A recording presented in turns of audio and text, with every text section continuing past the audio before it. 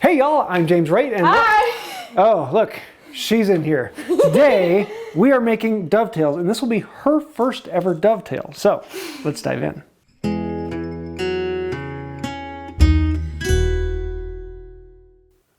That's right, my daughter is joining me in the shop this week and we're going to be doing a one-on-one class on how to cut dovetails.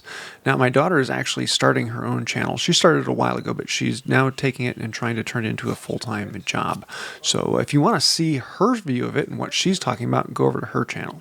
So let's actually talk through what we're doing here. First, we're going to start by labeling all the pieces. It is very important that you know which orientation all the pieces go together, and I like putting blue tape on with markings that point to which board is which. And then we can lay out the depth cut. This is a line that goes on the end of the board to know how far down we cut the dovetails. And if you really want to see this in more detail, I have a bunch of videos on how to cut dovetails, as well as one specifically on how I cut dovetails and another one on how I cut them faster and all that type of thing. But yeah, you can see my daughter's actually getting her video set up, so you can go ahead and watch that. Link's down below. Next thing we need to do is actually cut the dovetails. For mine, I actually like to lay them out with a pair of dividers when I'm really feeling artsy. Sometimes I'm just going to grab the saw and cut. But in this case, I want to make them even. So you mark out from one end to the other, and then you go back and forth until you get the spacing you want. If that's a little vague, I've got videos on that as well.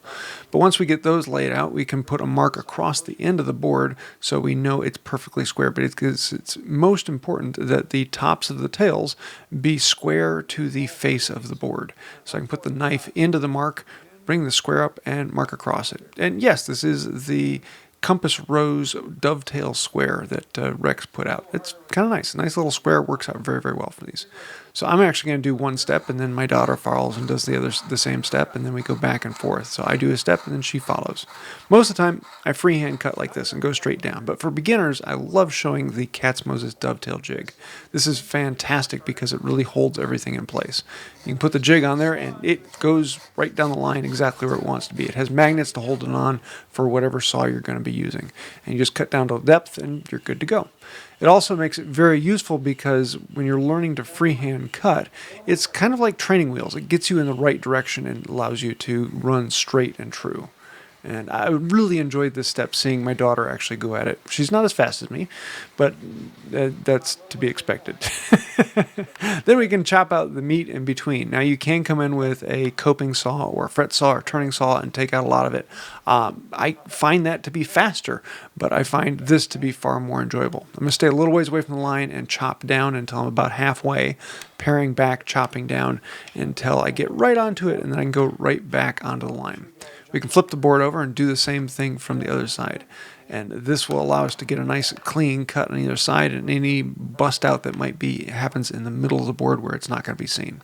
We're just going to repeat the process, chop down and pare out until the piece pops out. I can clean it up with a set of files down at the bottom, and then also cleaning out the saw marks on the side with a flat face. Just a couple quick strokes and it makes it very nice.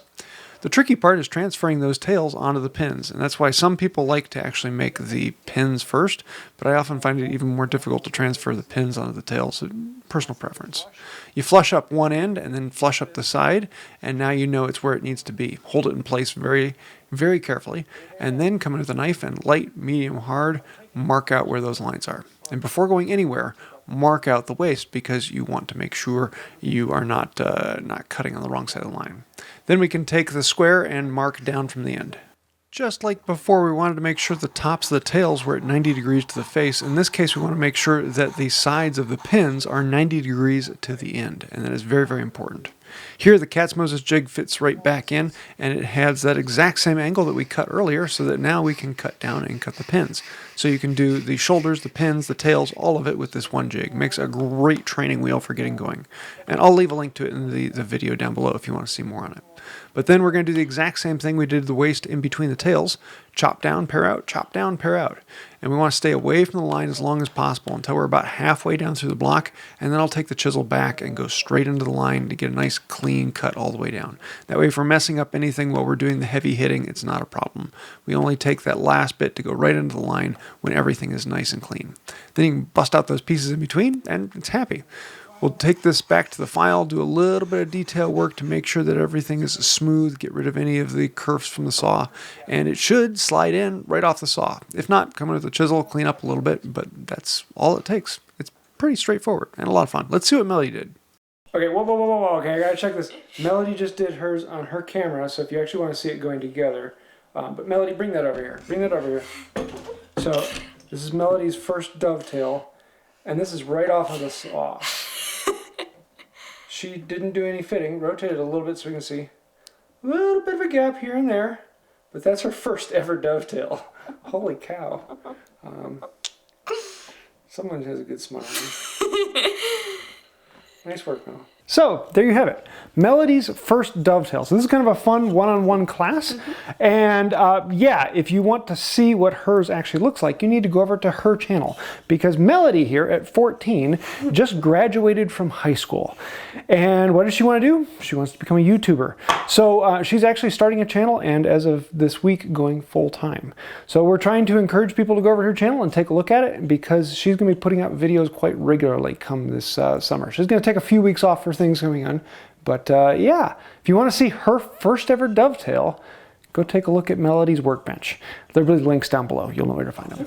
So I do want to say, everyone, thank you for coming and watching the channel. If you have any thoughts, likes, ideas, share them down below. It does help out the channel. You know all that thing. But I really want to say a big special thank you to everyone over there on the other side of Melody. Those are some of the patrons on Patreon, particularly the man. You may have noticed I didn't stop this video halfway through with some schmo from Temu or whatnot. That's because I'm completely sponsored by you. And if you'd like to help out the channel and keep us from doing those ad spots, then think about becoming a patron on Patreon or a member down below. You guys are the ones that literally make this happen, and without you, we wouldn't be here. So thank you for that.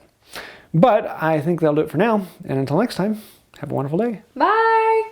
Yeah, that's right. You guys just watched a video about a guy doing a joint with his daughter. I don't get the joke. Good.